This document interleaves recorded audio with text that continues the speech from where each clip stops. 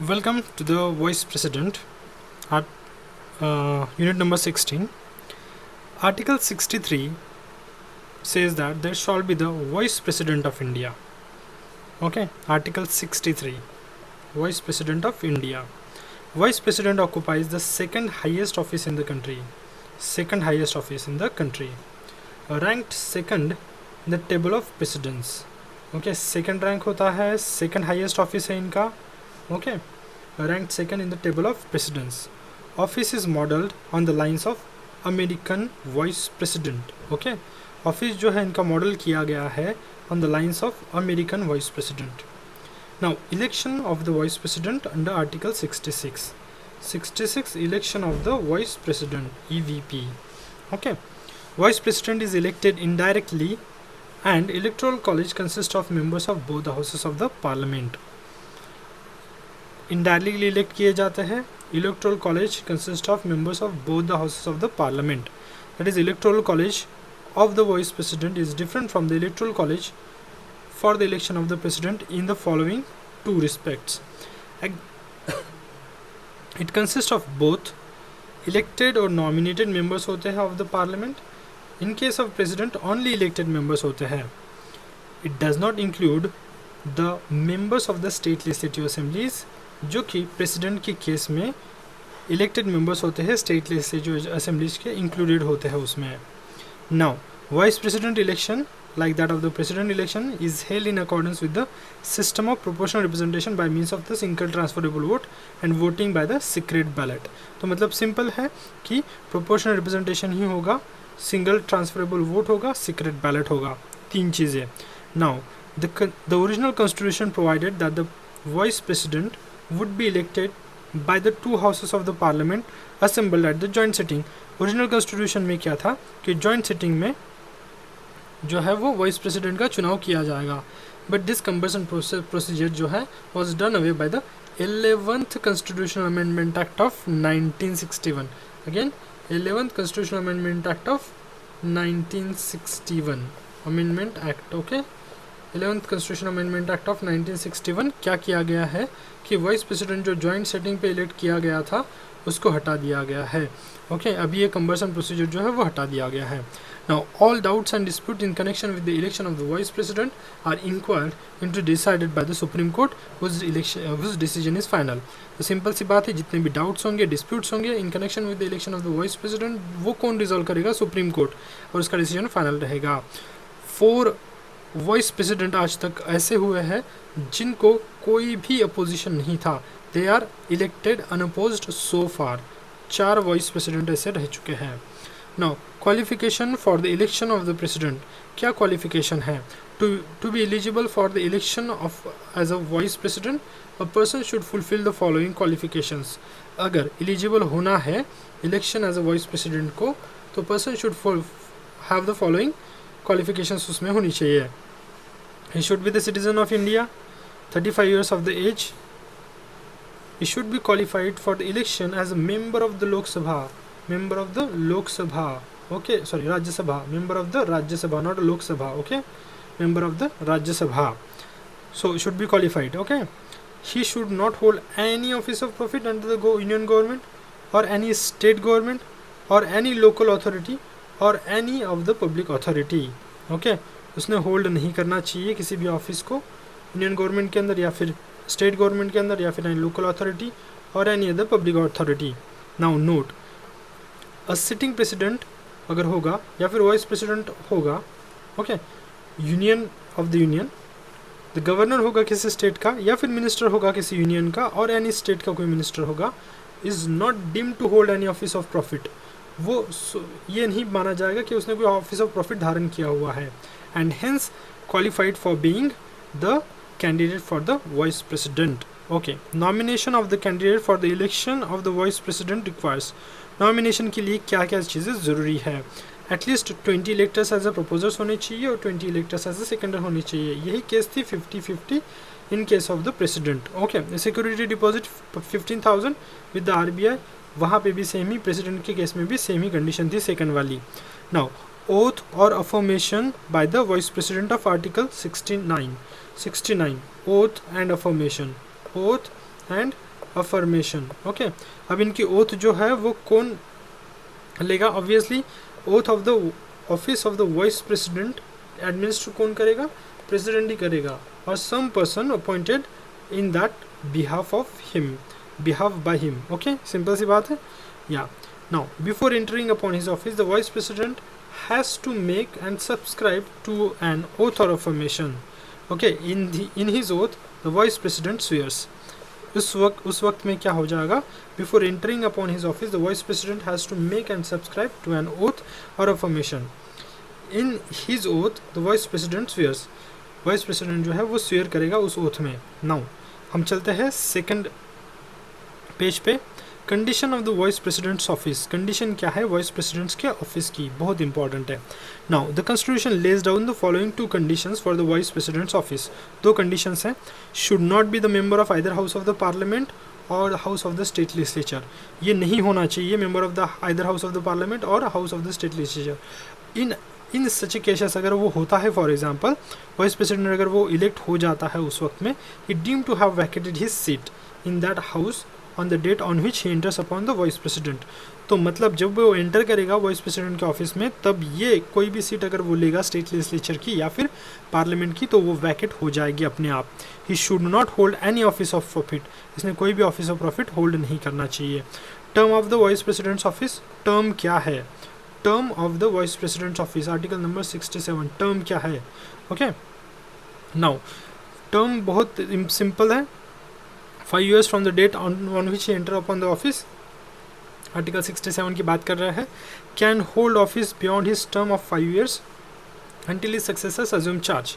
तो वो होल्ड कर सकता है ऑफिस को beyond his term of 5 years until his successors assume the charge. Okay, he is also eligible for re election के लिए एलिजिबल है for any number of times. Again re election के लिए any number of times.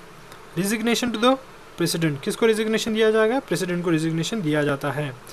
Can also be removed from the office before completion of his term. Okay, remove किया जा सकता है उसको ऑफिस से before the completion of his term. और formal impeachment is not required for his removal. उसको formal impeachment की जरूरत नहीं होती है उसको रिमूव करने के लिए। Okay, now can be removed from his office by resolution passed by the majority of all the then members of the Rajya Sabha and agreed by the Lok Sabha by the simple majority.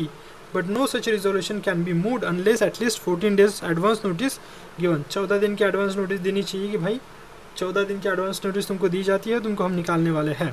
Okay, और can be removed from his office by resolution passed by the majority of all the then members of the Rajya Sabha. तो राज्यसभा की vice president के case में राज्यसभा की majority चाहिए। Okay, और लोकसभा जो है वो सिंपल मेजोरिटी के साथ काम चल जाएगा। ओके, सिंपल सी बात है। या 14 दिन का नोटिस भी इंपॉर्टेंट है। Now no ground has been mention in the constitution for his removal. Vacancy in the vice president office. Okay, vacancy in the vice president office. A vacancy in the vice president office can occur in any of the following ways. Okay, on the expiry of his tenure of 5 years, resignation के द्वारा या फिर removal के द्वारा या फिर death के द्वारा वैकेंसी कैसे भी क्रिएट हो सकती है इन सारी चीज़ों से। Again expiry, resignation, removal and death.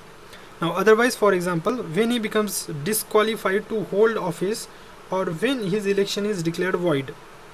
Okay, या फिर वो डिसक्वालीफाई हो जाता है टू होल्ड ऑफिस और when his election is declared void. Okay, इस चीज़ में भी वैकेंसी क्रिएट हो सकती है। When the vacancy is going to be caused by the expiration of the term. Expiration of the term से अगर होती है the sitting vice president, and election to fill the vacancy must be held before the expiry term. Okay, expiry term के पहले ही election हो जाना चाहिए। If the office falls vacant, अगर ऑफिस वैकेंट हो जाता है by resignation, removal, death, otherwise then election to fill the vacancy should be held as soon as the possible. Again, if the office falls vacant by resignation, removal, death, otherwise, then election to fill the vacancy should be held as soon as possible after the occurrence of the vacancy. The newly elected vice president remains in the office for the full term of 5 years from the date he assumes the charge of the office. Okay, तो यहाँ पे क्या बोल रहा है, अगर office vacant हो जाता है इन सब चीज़ों से, रिजिग्नेशन, रिमूवल, डेथ, अदरवाइज, तो वैकेंसी जो है तुरंत फिल होनी चाहिए, ओके। और न्यूली इलेक्टेड वाइस प्रेसिडेंट जो होगा वो पूरा टर्म के लिए रहेगा, full of term of the 5 years। Powers and functions of the president, क्या क्या है powers and functions of the president? The functions of the vice president's are of two fold. Vice president के functions जो है वो two fold है। Vice president act as ex officio chairman of the Rajya Sabha, article 64। Vice president act as a ex officio chairman, article 64 again. Vice president act as a ex officio chairman, article 64, very important, okay. In this capacity his powers are similar to those of the speaker of the Lok Sabha. Speaker of the Lok Sabha के समान ही इसके power रहेंगे in this capacity, okay, when he acts as a ex officio chairman of the Rajya Sabha. In this respect he resembles the American vice president who acts as a In this respect, he resembles American vice president who acts as a chairman of upper house of the American legislature called Senate. इस respect में क्या होगा, resemble करेगा American vice president को, जो कि act करता है chairman of the upper house of the American legislature, जिसको हम सीनेट बोलते हैं, अपर लेजिस्लेचर को, upper house of the American legislature को, ओके। तो VP act as a president when the vacancy occurs in the office of the president due to his resignation, removal और otherwise, article 65। तो VP act करेगा president करके, article number 65। Again VP act करेगा president करके under article number 65। When two president doctor Zakir Hussain, Fakhruddin Ali Ahmed died in the office, then the respective vice president V V Giri, like Zakir Hussain के replace में V V Giri and Fakhruddin Ali Ahmed के B D Jatti act as the president. He can act as a president only for the maximum period of 6 months. 6 महीने तक ही वो act करेगा। He can act as a president only for the maximum period of the 6 months within which the new president has to be elected. Okay? 6 महीने तक ही रहेगा वो। मतलब he can act as a president only for the maximum period of the 6 months within which a new president has to be elected. Okay? उसके अंदर ही new president elect होना चाहिए। When a sitting president is unable to discharge his function due to absence, illness or any other cause, vice president discharges his function until the president resumes his office. Now, while acting as a president or discharging the functions of the president, the vice president does not perform the duties of the office of the chairman of the Rajya Sabha. जब वो president करके act करेगा तो ये perform नहीं करेगा chairman की duties of the Rajya Sabha की। Okay, simple सी बात है। Okay, now during this period अगर देखा जाए, those duties are performed by the deputy chairman of the Rajya Sabha. During this period those duties are performed by the deputy chairman of the Rajya Sabha. Now the constitution has not fixed any emoluments for the vice president. Constitution जो है